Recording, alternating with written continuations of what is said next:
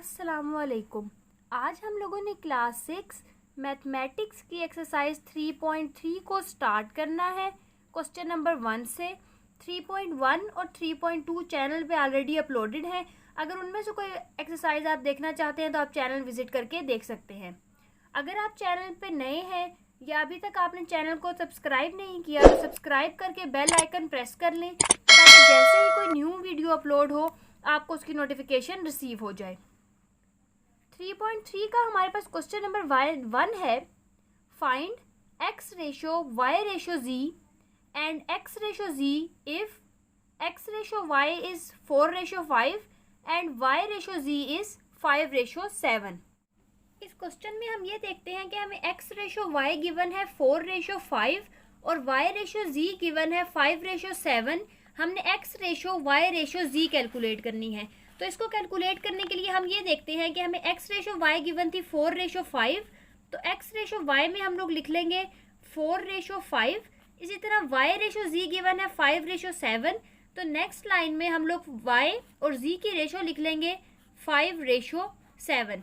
अब x ratio y ratio z calculate करने के लिए हम इसको सिंप्लीफाई इस तरह करते हैं कि सबसे पहले फर्स्ट ये नंबर इससे मल्टीप्लाई होता है और हमारे पास फर्स्ट रेशो आ जाती है, मतलब कि 4 मल्टीप्लाई बाय 5, उससे हमारे पास रेशो में x का फैक्टर आ जाएगा रेशो। फिर हम इस 5 को ऊपर वाले 5 से मल्टीप्लाई करेंगे, यानी इस नंबर को ऊपर वाले नंबर से मल्टीप्लाई करेंगे, हमारे पास नेक्स्ट रेशो की वैल्यू आ जाएगी। और इसी तरह लास्ट के लिए हम 5 को 7 से मल्टीप्लाई करवाएंगे, यानी 5 मल्टीप्लाई बाय 7। तो यहाँ से हमारे पास फर्स्ट फैक्टर आ जाएगा x रेशो, सेकेंड फैक्टर आ जाएगा y और लास्ट फैक्टर क्योंकि हमने यहाँ z लिखा हुआ है तो हमारे पास लास्ट फैक्टर आ जाएगा z। यानी कि जब भी हमने इन तीनों की रेशो कैलकुलेट करनी होगी तो हम इसको जिग-जैग में मल्टीप्लाई करवाएंगे। सबसे पहले ये 2 नंबर मल्टीप्लाई होंगे, नेक्स्ट टर्म के लिए ये 2 नंबर मल्टीप्लाई होंगे और लास्ट टर्म के लिए ये वाले 2 नंबर मल्टीप्लाई होंगे। तो हम यहाँ पे ये देखेंगे कि जहाँ भी हमारे पास कॉन्टिन्यूस रेशो गिवन हो वहाँ पे हम इन नंबर्स को इस तरह से मल्टीप्लाई करके रेशो को फाइंड आउट करते हैं। तो यहाँ पे हमारे पास फर्स्ट टर्म आ जाएगी 4 multiply by 5 ratio 5 multiply 5 ratio 5 multiply by 7। Simplify करने के लिए 4 को 5 से मल्टीप्लाई करेंगे, 5 4 ज़ा 20, तो यहाँ पे हमारे पास आ जाएगा 20, 5 5 ज़ा 25 और 7 5 ज़ा 35। यहाँ पे हमारे पास ये तीनों टर्म्स 20, 25 और 35 तीनों डिविजिबल बाय 5 हैं, तो हम इस पूरे फ्रैक्शन को डिवाइड कर देंगे 5 से। 20 को 5 से डिवाइड करेंगे तो 4 आ जाएगा, 25 को 5 से डिवाइड करेंगे तो 5 आ जाएगा, इसी तरह 35 को जब 5 से डिवाइड करेंगे तो आंसर आ जाएगा 7। इस तरह हमारे पास x ratio y ratio z का आंसर आ जाएगा 4 रेशो 5 रेशो 7। इसी तरह क्वेश्चन में हमें x रेशो z भी कैलकुलेट करने के लिए कही हुई है। x रेशो z कैलकुलेट करने के लिए हम ये देखते हैं कि हमारे पास रेशो में यहाँ फर्स्ट फैक्टर x है और लास्ट फैक्टर z है, तो हम यहाँ से फर्स्ट और लास्ट फैक्टर को ले लेंगे। x की जगह पे x की रेशो आ जाएगी यानी 4 और z की जगह पे आ जाएगा 7। तो यहाँ से हमारे पास x रेशो z का आंसर आ जाएगा 4 रेशो 7 और x ratio y ratio z का आंसर आ जाएगा 4 रेशो 5 रेशो 7। नेक्स्ट हमें इसके पार्ट 2 में भी x रेशो y गिवन है 3 रेशो 2 और y रेशो z गिवन है 4 रेशो 9 और हमने x ratio y ratio z calculate करनी है। जब भी हम लोगों ने 3 टर्म्स कैलकुलेट करनी हो किसी भी रेशो में, जिस तरह हम लोगों ने यहाँ पे 3 क्वांटिटीज कैलकुलेट करनी है x, y और z, और हमें 2-2 की रेशो गिवन हो तो हम उसको कॉन्टिन्यूस रेशो से सॉल्व करते हैं। और कॉन्टिन्यूस रेशो में अभी अभी हमने देखा है, इसको सॉल्व करने के लिए हम सबसे पहले देखेंगे कि हमारे पास x ratio y ratio z हमने कैलकुलेट करनी है। x रेशो y हमें गिवन है 3 रेशो 2, इसी तरह y रेशो z हमें गिवन है 4 रेशो 9। इन तीनों क्वांटिटीज़ की इकट्ठे रेशो कैलकुलेट करने के लिए पहले हम इन 2 टर्म्स को मल्टीप्लाई करवाएंगे, हमारे पास फर्स्ट क्वांटिटी की रेशो आ जाएगी। नेक्स्ट के लिए हम लोग इन 2 टर्म्स को मल्टीप्लाई करवाएंगे, यानी 4 मल्टीप्लाई होगा 2 से और लास्ट के लिए 2 मल्टीप्लाई होगा 9 से। 3 को 4 से मल्टीप्लाई करेंगे तो आंसर आ जाएगा 12, 4 को 2 से मल्टीप्लाई करेंगे तो आंसर आ जाएगा 8 और 2 को जब 9 से मल्टीप्लाई करेंगे तो आंसर आ जाएगा 18। इस तरह हमारे पास x ratio y ratio z आ जाएगा 12 रेशो 8 रेशो 18। अब ये तीनों जो नंबर्स हैं ये डिविजिबल बाय 2 हैं, तो हम इनको 2 से डिवाइड कर लेंगे। 2 6 है 12, तो हम जब 12 को 2 से डिवाइड करेंगे तो आंसर आ जाएगा 6, 8 को 2 से डिवाइड करेंगे तो आंसर आ जाएगा 4 और 18 को 2 से डिवाइड करेंगे तो आंसर आ जाएगा 19। इस तरह हमारे पास x ratio y ratio z का आंसर आ जाएगा 6 रेशो 4 रेशो 9। इसी तरह अगर हम लोगों ने x रेशो z कैलकुलेट करनी है तो वो बन जाएगी 6 रेशो 9। नेक्स्ट हम क्वेश्चन नंबर 3 में देखते हैं x रेशो y गिवन है 6 रेशो 7, तो x रेशो y में हमारे पास आ जाएगा 6 रेशो 7 और y रेशो z गिवन है 8 रेशो 11, तो y रेशो z के साथ हमारे पास आ जाएगा 8 रेशो 11। इसमें भी हम सेम इसी तरह रेशो के एलिमेंट्स कैलकुलेट करने के लिए फर्स्ट एलिमेंट को हम कैलकुलेट करेंगे 6 को 8 से मल्टीप्लाई करवा के, सेकंड एलिमेंट रेशो में आएगा हमारे पास 8 को 7 से मल्टीप्लाई करवा के, और लास्ट के लिए हम 7 को मल्टीप्लाई करवाएंगे 11 से। यानी कि पहले ये दो मल्टीप्लाई होंगे, नेक्स्ट टर्म इन दोनों के मल्टीप्लिकेशन से और लास्ट टर्म इन दोनों की मल्टीप्लिकेशन से आएगी। 6 को 8 से मल्टीप्लाई करवाएंगे तो आंसर आ जाएगा 48, 8 को 7 से मल्टीप्लाई करवाएंगे तो आंसर आ जाएगा 56। इसी तरह लास्ट के लिए हम लोग 7 को 11 से मल्टीप्लाई करवा देंगे तो आंसर आ जाएगा 77। ये तीनों जो रेशो के एलिमेंट्स हैं 48 रेशो 56 रेशो 77 किसी भी एक टेबल से डिवाइड नहीं होते, तो हमारे पास x ratio y ratio z का आंसर आ जाएगा 48 रेशो 56 रेशो 77। इसी तरह अगर हम x रेशो z कैलकुलेट करना चाहते हैं, x की टर्म हमारे पास आई है 48 और z के लिए हमारे पास आया है 77, तो x रेशो z का आंसर आ जाएगा 48 रेशो 77। नेक्स्ट हम क्वेश्चन नंबर 4 में देखते हैं कि हम x ratio y ratio z calculate करते हुए हमें x रेशो y गिवन है 2/3 रेशो 1, तो हम x रेशो y के नीचे लिख लेंगे 2/3 रेशो 1। इसी तरह y रेशो z गिवन है 3/4 रेशो 1/2। अब हम लोगों ने यहाँ पे x y और z के रेशोज में कोरस्पॉन्डिंग जो वैल्यूज आ रही हैं वो कैलकुलेट करनी है। तो x के कोरस्पॉन्डिंग जो वैल्यू आएगी उसको कैलकुलेट करने के लिए हम फर्स्ट इन दोनों नंबर्स को मल्टीप्लाई करवाएंगे, यानी कि 2/3 मल्टीप्लाई होगा 3/4 से, रेशो एज इट इज 3/4 फिर अपने ऊपर वाले नंबर से मल्टीप्लाई होगा, तो यह आ जाएगा 3/4 मल्टीप्लाई 1, रेशो v कैलकुलेट करने के लिए 1 मल्टीप्लाई होगा 1/2 से, तो यह आ जाएगा 1 मल्टीप्लाई 1/2।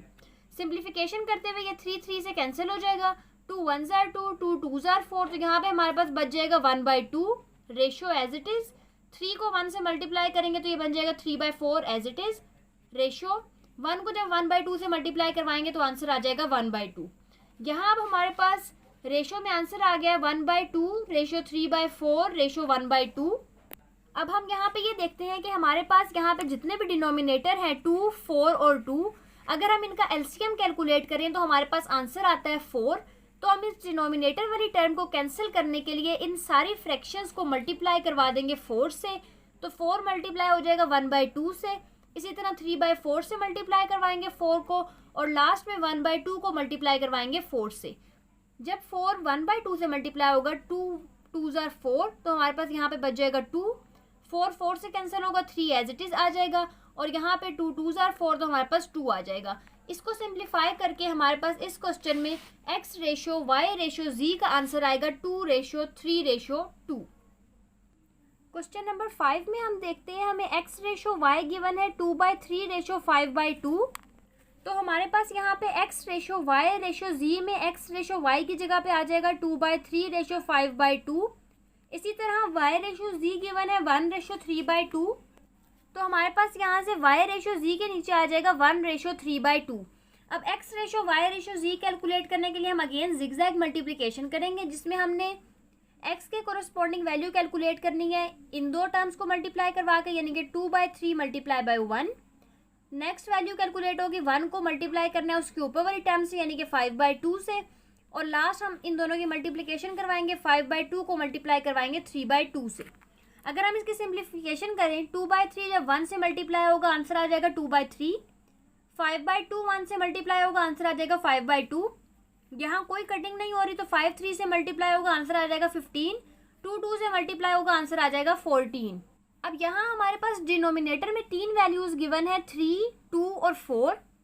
अगर हम इन तीनों का एलसीएम लेते हैं तो हमारे पास इसका एलसीएम ये बनेगा, इसमें हम 3 को 2 से मल्टीप्लाई करवाएं तो 3 2s are 6, और 6 को जब 2 से मल्टीप्लाई करवाएंगे 6 2s are 12। तो हमारे पास क्योंकि इन तीनों नंबर्स का एलसीएम 12 आ रहा है, तो हम हर फ्रैक्शन को मल्टीप्लाई करवा देंगे 12 से। 2/3 को मल्टीप्लाई करवाएंगे 12 से, सेम इसी तरह 5/2 मल्टीप्लाई बाय 12 और 15/4 मल्टीप्लाई बाय 12। कटिंग करके सिंप्लीफाई करेंगे तो यहाँ से हमारे पास x ratio y ratio z का आंसर आ जाएगा 8 रेशो 30 रेशो 15। क्वेश्चन नंबर 2 है हमारे पास, in a car park the ratio of black cars to white car is 5:6 and that of white cars to silver car is 3:10. Find the ratio of black car to white car to silver car. कोई car parking है जिसमें हमारे पास 3 cars हैं, black, white और red silver. Black और white की ratio है 5:6, white और सिल्वर की रेशो है 3:10। हम लोगों ने ब्लैक, वाइट और सिल्वर की रेशो कैलकुलेट करनी है। इसको कैलकुलेट करते हुए हम यहाँ पे सबसे पहले ये देखते हैं कि जब भी हमारे पास कॉन्टिन्यूस रेशो होती है उसमें हमारे पास एक टर्म रिपीट हो रही होती है। जिस तरह यहाँ पे हमारे पास ब्लैक और वाइट है, वाइट और सिल्वर है, तो जो वाइट वाली टर्म है वो हमारे पास रिपीट हो रही है। तो हमारे पास जो भी रिपीटिंग टर्म होती है हम उसको सेंटर में रखते हैं। वैसे भी उन्होंने हमें यहाँ पे क्वेश्चन में जो रेशो कैलकुलेट करने के लिए कहा हुआ है वो black to white to silver कहा है, तो उस तरह भी हमारे पास वाइट सेंटर में आएगा। अब हम यहाँ पे ये देखते हैं कि फर्स्ट स्टेटमेंट में हमें गिवन है ब्लैक टू वाइट की रेशो 5:6, तो ब्लैक रेशो वाइट के नीचे आ जाएगा हमारे पास 5:6।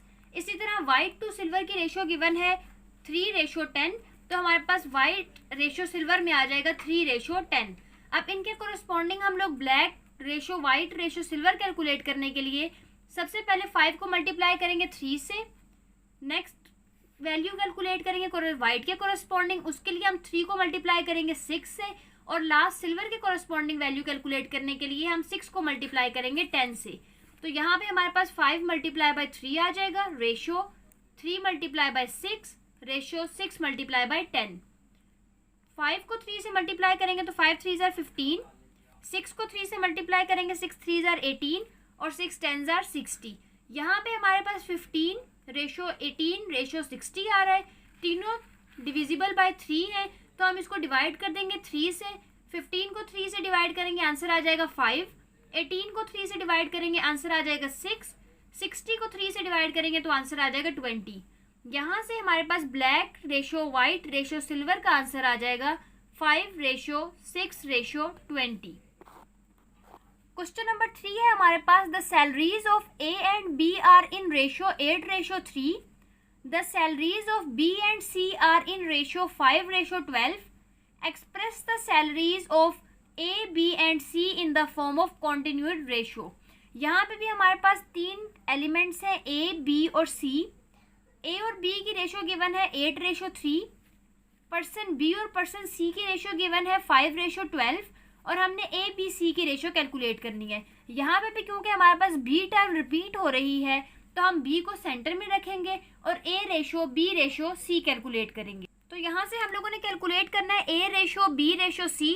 क्वेश्चन में ए रेशो बी गिवन है 8:3, इसी तरह बी रेशो सी गिवन है 5:12। इन तीनों की कॉन्टिन्यूड रेशो कैलकुलेट करने के लिए हम फर्स्ट टर्म कैलकुलेट करेंगे 8 को 3 से मल्टीप्लाई करके, यानी कि आ जाएगा 8 मल्टीप्लाई बाय 5। नेक्स्ट टर्म में हम 5 को मल्टीप्लाई करेंगे 3 से, यानी कि सबसे पहले ये 2 टर्म्स मल्टीप्लाई होंगी, नेक्स्ट हमारे पास ये 2 टर्म्स मल्टीप्लाई होंगी, 5 मल्टीप्लाई 3 आ जाएगा रेशो। लास्ट के लिए हम इन दोनों टर्म्स को मल्टीप्लाई करवाएंगे, यानी 3 मल्टीप्लाई बाय 12।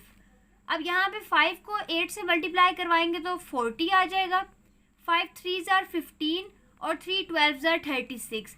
तीनों किसी भी एक कॉमन टेबल में नहीं आते, डिवीजन पॉसिबल नहीं है, तो इस तरह हमारे पास ए रेशो बी रेशो सी की सैलरीज आ जाएंगी 40:15:36। नेक्स्ट हमारे पास क्वेश्चन नंबर 4 गिवन है, in a farm there are 840 cattle, the ratio between goat and sheep is 4:5, ratio between cow and sheep is 9:3, find the total number of goats sheeps and cause.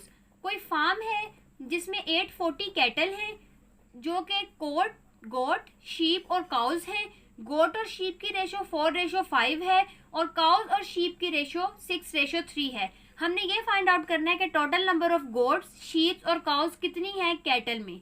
तो उसके लिए हमें सबसे पहले ये calculate करना पड़ेगा कि हमारे पास गोट शीप और काउज की ओवरऑल रेशो क्या है। उसके लिए हम ये देखते हैं कि यहाँ पे हमारे पास शीप क्योंकि रिपीट हो रहा है तो हम शीप की टर्म को सेंटर में रखेंगे, यानी कि हम रेशो कैलकुलेट करेंगे गोट रेशो शीप रेशो काउज की। तो हम यहाँ पे ये देखते हैं कि हमारे पास टोटल कैटल गिवन है 840, हमने रेशो कैलकुलेट करनी है सबसे पहले गोट रेशो शीप रेशो काऊ की। गोट रेशो शीप हमें गिवन है 4:5, तो यहाँ पे हमारे पास आ जाएगा 4:5।